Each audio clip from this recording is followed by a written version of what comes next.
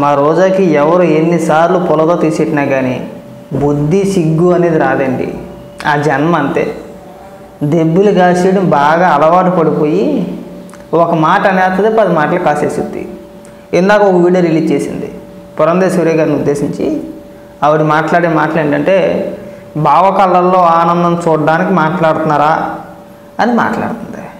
ఇక్కడ రాజకీయాల్లో వరుసలు ఎందుకు వచ్చినా నాకు అర్థం కావట్లా. మాట్లాడితే ఆ వెకిలి భాష ఏంటో మాకు అర్థం కావట్లా. నువ్వెవరి కళ్ళల్లో ఆనందం చూడడానికి చెప్పు రోజా. నువ్వు ఎవరి కళ్ళల్లో ఆనందం చూడడానికి అంతలా గుడ్డలు దించేసుకుంటున్నావు. ఇక్కడ నోటుకు వచ్చింది అలా మాట్లాడుతున్నావు. ఎవరి కోసం, దేనికోసం? ఒకసారి రోజా ఏం మాట్లాడిందో ఒకసారి వినిపిస్తాను చూడండి. అమ్మా పురంధేశ్వరి గారు, బావ కళ్ళల్లో ఆనందం చూడటం కంటే భక్తుల కళ్ళల్లో ఆనందం చూడడానికి ప్రయత్నించమని కోరుకుంటున్నాను. రోజా మంత్రిగా ఉన్నప్పుడు చాలామంది కళ్ళల్లో ఆనందం చూడడానికి చెయ్యని పని అంటూ లేదు. రోజా ఇతర వ్యక్తుల కళ్ళల్లో ఆనందం కోసం, కేవలం ఇతర వ్యక్తుల కళ్ళల్లో ఆనందం చూడడానికి భాష పరంగా దిగజారిపోయింది, వ్యక్తిత్వం పరంగా దిగజారిపోయింది, నోటుకు వచ్చింది మాట్లాడింది. ఎవరి కళ్ళల్లో ఆనందం చూడడానికి చెప్పు రోజా. మనం నోటి దూల కొద్ది ఎదుటి వ్యక్తిని అడిగే ముందు మనం దిగజారిపోయి బజారు మనిషి కంటే హీనంగా మనం మాట్లాడాం కదా. గతంలో మాట్లాడామా? నీకంటే బజారు మనిషే మంచిది, బాగా మాట్లాడుద్ది అనిపించుకున్నావు కదా. చెప్పు. అంత దిగజారిపోయి ఆ స్థాయికి దిగజారిపోయి నువ్వు ఎవరి కళ్ళల్లో ఆనందం చూడడానికి మాట్లాడావు ఆ రోజున. ఎవరి కళ్ళల్లో ఆనందం చూడడానికి, ఎవరి ముఖంలో చిరునవ్వును చూడడానికి మాట్లాడావు. ఇలా మేము కూడా మాట్లాడగలుగుతాం. విమర్శ ఇప్పుడు కూడా బాగా ఉండాలి, గౌరవంగా ఉండాలి. బావ కళ్ళల్లో ఆనందం, మరిది కళ్ళల్లో ఆనందం అంటే నీ కథలు కూడా చాలా ఉన్నాయి, నీ గురించి కూడా చాలా మాటలు మాట్లాడగలుగుతాం.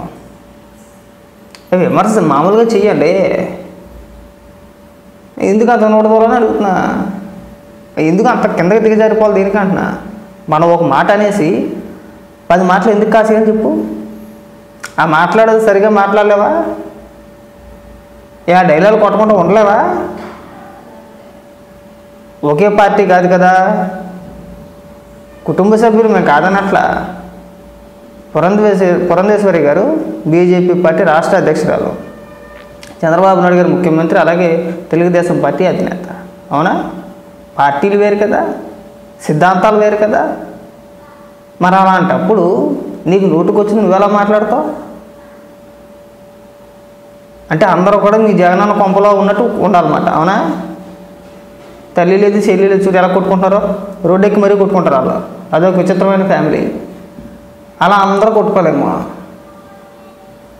సిగ్గుపడి మనం పొగడేలేదేటి. తెలుగుదేశం పార్టీలో ఉన్నప్పుడు చంద్రబాబు నాయుడు గారు వీరుడు సూర్యుడు అని చెప్పేసి అని ఇవాళ మనం మాట్లాడడానికి. దయచేసి ఈ పదాలు మాట్లాడ మాకు. బావ కళ్ళల్లో ఆనందం, మరిది కళ్ళల్లో ఆనందం అంటే మేము కూడా మాట్లాడగలుగుతాం. జగన్మోహన్ రెడ్డి కళ్ళల్లో ఆనందం కోసమా, కొడాలి నాని కళ్ళల్లో ఆనందం కోసమా, అనిల్ కుమార్ యాదవ్ కళ్ళల్లో ఆనందం కోసమా, బైరెడ్డి సిద్ధార్థి కళ్ళల్లో ఆనందం కోసమా? అంటే మీ పార్టీలో నాయకుల కళ్ళల్లో ఆనందం కోసం అని అడుగుతున్నాను డైరెక్ట్గా. అంటే నాకు గుర్తున్న పేర్లు మాత్రమే చెప్పా, వేరే ఉద్దేశంతో చెప్పలా.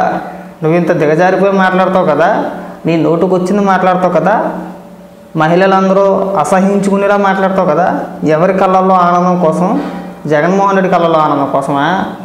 లేదంటే మంత్రులుగా చేసిన కొడాలి నాని కానీ, అనిల్ కుమార్ యాదవ్ కానీ, గతంలో నీ వెనకాదల తిరుగుడు బైరెడ్డి సిద్ధార్థి కళ్ళల్లో ఆనందం కోసం కానీ, ఇంకా మరికొందరు వ్యక్తుల కళ్ళల్లో ఆనందం కోసం కానీ, ఎవరి ఆనందం కోసం?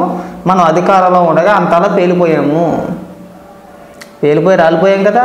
అంత ఎత్తునగిరి పడేయని కింద పడ్డాం మనం. ఏమైంది? ఏం కాల. కొద్దిగా ఈ నోటి దోల మాటలు తగ్గించుకుంటే బాగుంటుంది ఎప్పటికైనా. నాకు నీ పైన చాలా గౌరవం ఉండేది ఒకప్పుడు. నువ్వు వచ్చ మాటలు ఈ లేఖ మాటలు మాట్లాడొద్దా? పాయింట్ మాట్లాడండి. ఏం మాట్లాడారు పురంధేశ్వరి గారు? ముఖ్యమంత్రిగా మాట్లాడే హక్కు చంద్రబాబు నాయుడు గారికి ఉంది, అంతేనా? అదే ప్రభుత్వంలో వాళ్ళు కూడా ఒక భాగం అండి. తెలుగుదేశం, జనసేన, బీజేపీ 3 పార్టీలు కలిసే కదా పోటీ చేస్తుంది. ప్రభుత్వంలో వాళ్ళు కూడా ఒక భాగం. ఇదిలో కళ్ళల్లో ఆనందం చూసేది ఉంది. పొత్తు లేకుండా విడివిడిగా పోటీ చేసినప్పుడు మాట్లాడితే నువ్వు ఎలాంటి డైలాగులు కొట్టినా పర్వాలా, వాళ్ళు కూడా ప్రభుత్వంలో ఒక భాగం, ఖచ్చితంగా మాట్లాడతారు. ఆవిడ కూడా కూటమి అభ్యర్థే కాదా? ఇంత చిన్న లాజిక్ తిరుగుకుంటే ఎట్టండి మీరు మాట్లాడేది? కళ్ళల్లో ఆనందాల వరకు వెళ్ళిపోతే నీ స్టోరీ చిన్నది కదా, అన్నీ బయట పెడతాం. గుర్తుపెట్టుకో, ఈ వ్యక్తులు జస్ట్ ఇప్పటికైనా మాని వద్దు. వినటానికి చాలా ఎబ్బెట్టుగా ఉంది. అది నువ్వు అనుకున్నావు, నేను పెద్ద తప్పుగా ఏం మాట్లాడలేదని చెప్పేసి అనుకుంటున్నావు, కానీ మేము కూడా తప్పని చెప్పాను అన్నట్లా. వద్దు, ఈ కళ్ళల్లో ఆనందం చూడాలో ఈ వెహికల్ చేస్తూ వద్దు.